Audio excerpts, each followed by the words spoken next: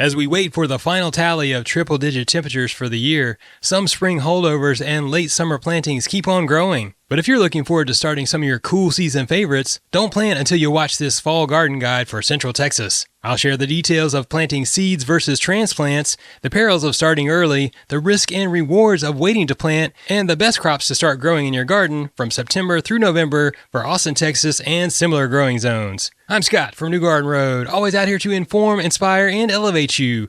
Encouraging biodiversity and restoring habitat is my mission, one garden at a time. There can be some major differences when it comes to planting from seed versus transplants, or the little seedlings that you can get at local nurseries seasonally. Many times this is species specific. When it comes to root crops, you're going to be better off planting those directly from seed right out in your garden. But in the case of those heading brassicas such as broccoli, cauliflower, and cabbage, you're likely going to be best off starting from a transplant because those will have been started from seed approximately 8 to 10 weeks prior to arriving at the nursery. And this gives you a huge leg up. One of the biggest mistakes that you can make is planting these from seed in the garden during the fall because that timing is really going to be way off. Another factor to consider is the average days to maturity for a specific crop. If it's going to take 90 days or longer, you're probably going to be better suited in choosing a transplant. But in the case of the faster maturing crops that take around 30 to 40 days, it's perfectly reasonable to start those from seed because you're going to get a result faster and it's going to be more economical in the end. And also consider how many of those plants do you want, because oftentimes when we get a packet of seeds, there could be 50 or 1,000 seeds in there, but maybe you only need to plant a handful of them, in which case it could be easier and it might cost you a little bit more money in the beginning, but you will be cutting out a lot of time and effort in buying those transplants and starting them out in that fashion. One of the greatest examples for that is the perennial herbs such as rosemary or oregano. I mean, how many of those do you need in your garden? The typical backyard gardener probably only needs one of each. And if you buy a packet of seeds, you'll be going through all that effort to get those germinated, sized up, planted out, making sure they really make it. And that can be tricky. So if you get something from the nursery that costs $3 or $4, you cut out all that work and you're going to be better off, in my opinion. Fall gardening in Central Texas begins in some of the absolute hottest weather that you can imagine. And during mid-August through early September, we can plant more of those spring crops or warm season crops such as green beans, cucumbers, and summer squash.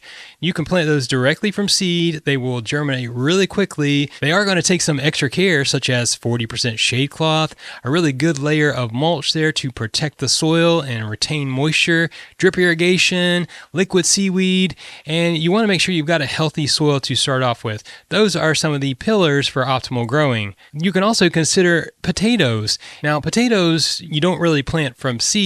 Technically, what you're planting is from seed potatoes if you bought them from a certified grower, and that has advantages. And yes, you can grow potatoes from store-bought potatoes, but I really like to encourage you to get them from certified seed potato growers. This will give you something that's more sure to be disease resistant, and you'll find varieties that are really better tasting, some different things that you will find at the grocery store. It's mid-September right now, and we are well past the opportunity to get those into the garden, but it's worth noting because you have to consider the fact that they could be growing in your garden, and they will often take around 60 days or more before they're ready to harvest. So that will overlap with the opportunity to plant what we're about to talk about, which is some of those cool season crops. And how big is your garden? Do you have the space? That's something for you to consider as you make those choices. Now let's move on to what we can plant from mid-September through about mid-November out in our Central Texas gardens. And I'm going to start off with options that you should only direct sow. And when I say direct sow seeds, I mean you take that little seed in your hand, you plant it directly out in your garden soil where it's going to grow for the duration of the season. You're going to put it out there, wish it well, cover it up with some healthy soil, and water it until it germinates. Many times this will only take about 5 to 7 days. And some of the best options to grow from seed during this time period include beets, carrots, peas, radishes, and turnips. These are all really critical to grow from seed, in my opinion. The root crops in particular just do best without that disturbance when they're transplanted from a little seed tray. And also, it may be unlikely that you will find transplants of those types of crops at local garden centers. Occasionally, you will see some of them, but just know that it might not be the best option for you. And direct sowing seeds in your garden is a skill that you want to pick up on quickly because it can save you time and money. And now let's get into some of the options that you can plant just as well from seeds or transplants. And that would be options such as Asian greens, collards, kale, kohlrabi, mustard greens, Swiss chard, and leeks and green onions. So what I'm saying here is either choice is just as well, but think about how much effort you want to put into it because starting from seed does take some commitment. However, if you want to grow a lot of something like the Asian greens, a lot of bok choy, or something like that out in your garden, you buy a pack of seeds and it's much cheaper to do so. But it's also important to think about these seasonal conditions that we're enduring through these months because if you're new to Central Texas, I got news for you. It's going to feel like summer probably into the month of November. In my experience, each season can be a little bit different, but I'm going to tell you right now, it's going to be hot enough. So there's nothing wrong with seeking out some of these transplants at local nurseries. That will really give you a head start and make it a bit easier for you. But another thing that I want to point out for you to consider is the manner in which these crops were grown and raised by wholesale growers. Was it organically grown or was it conventional in nature? When you grow from seed at home or you start your own transplants indoors under controlled conditions, which really is another skill in and of itself, although in some cases you can do this outside, you have ultimate control over what goes into that soil and how that plant is treated the whole time. Understand the difference there and make the best choice for you. Now let's go over some specific options for planting from seedlings or transplants right now. And this includes options such as artichokes, broccoli, Brussels sprouts, cabbage, and cauliflower. These are often started from seed in controlled conditions, in air conditioning, under lighting, with fans. The optimal time for starting these from seed will be late July into early August. That will time out for more likely a fall harvest.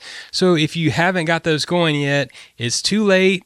Or you have to face the fact that it's going to be a prolonged period of time for those to mature. And in my experience, planting broccoli from seed in these months will result in that broccoli coming to harvest likely in January. And the weather can be a little bit dodgy that time of year. As the fall garden season progresses, you will have some other options for planting that will come up. And during the months of October through November, you get an opportunity to plant crops such as the fava beans, garlic, and shallots. Fava beans are a really wonderful crop to grow in the fall and winter garden. They will begin to flower in February. They're one of the first things to flower during the really early spring months, and I love growing them. They're a great food crop, they're a cover crop, and they attract biodiversity to the garden. Now, when it comes to garlic and things like shallots, you're going to plant those from bulbs, not directly from seed. So you will have to, pick those up at a local nursery.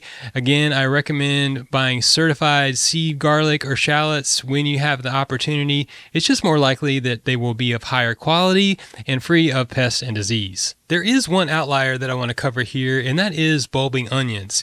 If you want to grow a big old red onion or a sweet onion out in your garden, you want to plant those from seed in the month of October. That is the recommended planting time for these crops. However, in doing so, you need to choose those seeds carefully because here in southern growing zones, we need to select short day varieties.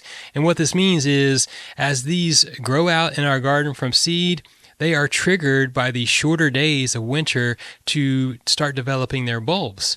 So if you get one that is a mid-season or a long day variety that grows well in northern growing zones, it's not likely to work out for you and produce that bulb that you want. So another option is to look to your local nurseries in the month of December, late December and January. You can find bundles of the sets, which are really, pencil-sized transplants of these onions that have been regionally selected to do well for you. That's how I like to get them going, and that works out really well. It's very easy, but if you're into it, you can, start them from seed, but just make sure you choose a short day variety. And along with all those delicious, nutritious vegetables that you can plant out in your fall garden, there are some great herbs that you can start growing, and you should, because these are really nutritious. They add a lot of flavor to your homegrown dishes, and they also will do a part in benefiting wildlife and biodiversity in your garden. And I'm talking about options such as chives, cilantro, dill, fennel, fenugreek, lavender, mint, marjoram, oregano, parsley, rosemary, rue, sage, and thyme. So you've got a good mix there of some of the cool season loving herbs such as cilantro, fennel, and dill, fenugreek. Those are really great selections for the weather that we will get in the months of October through February. And the Mediterranean herbs, they will be perennial, so they will last for many years, and they will produce for you likely year round. Now, I do think it's best to plant these from seedlings simply because many times you don't need a lot of each of these. You just need 1 or 2 plants at most. However, it's important to note that specifically with options such as the cilantro and fenugreek, I think you'd be best served to plant those from a packet of seeds. Cilantro doesn't really like to be transplanted. You will find those transplants at nurseries, and you can do well with them, but it is a good one that's fairly easy to grow from seed, and that's a skill that you need to build in your gardening practice, so give it a shot. Now, most of these are culinary herbs, but you also have to think about the relationship that they have with wildlife. In the case of those options such as dill, fennel, and rue, you're going to have a great host plant for the black swallowtail, and those butterflies will come lay eggs on those plants, and then you will start to see caterpillars which will hatch out and start eating those herbs. And don't worry about it too much because your plants will most likely recover. Especially if they are established. Usually this times out in that manner, but you'll be doing something for wildlife, having something beautiful come to your garden seasonally, and you're growing for joy in this instance. And along with that, there are many flowers that you can grow out in your fall garden. Options include sweet alyssum, calendula, cornflower, larkspur, nasturtium, pansies, poppies, snapdragon, sweet pea, and violas. Some of these can be easier to grow from seeds, such as the larkspur and the poppies, but some of the others, you might benefit from getting a transplant at the nursery. It's just going to save you time, and it will be more of a sure thing that you'll get that to be successful out in your garden. And options such as calendula and nasturtium, in my opinion, can be a little bit tricky. So if you don't have a head start with those, it might not work out because although I have seen calendulas be very cold hardy in my garden, it's not always the case. And with the case of the nasturtiums, they're really just a little bit in between. They don't like it too hot. They don't like freezing temperatures. So if you find some healthy, robust seedlings at the nursery, that's a great option. Along with that, there are numerous wildflowers that you can throw seeds out in your garden in different spaces. And many times what we're doing is getting these established or starting from seeds. They will slowly germinate and grow. And as it gets into winter, they'll start to build a little bit, but you might not see them put on a show until late winter, early spring. But that is a great gateway to beauty in the spring garden. We've gone over a lot of great options for planting over the next few months in Central Texas. Now let's talk about some of the pros and cons of starting early versus waiting to plant. The biggest consideration to make is how soon do you want to harvest, because you got to get while the getting's good. When it comes to timing, this can make all the difference. And in the fall season here, you are going to have rapidly decreasing daylight. So shorter days, the sun will be lower on the horizon. And when it comes to the average days to harvest listed on a seed package or a plant tag, you're going to add at least 10 to 14 days to that number for fall planting because it's going to take a little bit longer. Things will grow more slowly. Now, some of the tricky bits to navigate, of course, would be the environmental stress. It's really hot, it's dry, and you can navigate this with some season extending techniques. I've talked about these at length in many videos, and I'm a big advocate for trying these out in the garden. However, it takes more effort. So I certainly understand, if you have some hesitation or some, resources. It takes resources to make that happen. So waiting till things cool off a little bit, might suit you the best. But one of the biggest considerations that I've found is the amount of planting space that you have. Early on in my gardening journey, I didn't have a big garden. I didn't have that many raised beds. So if I planted up my green beans and cucumbers and squash, late summer, they were going strong into the fall, but I didn't have planting space to get some of these cooler season crops going. So that's something for you to consider.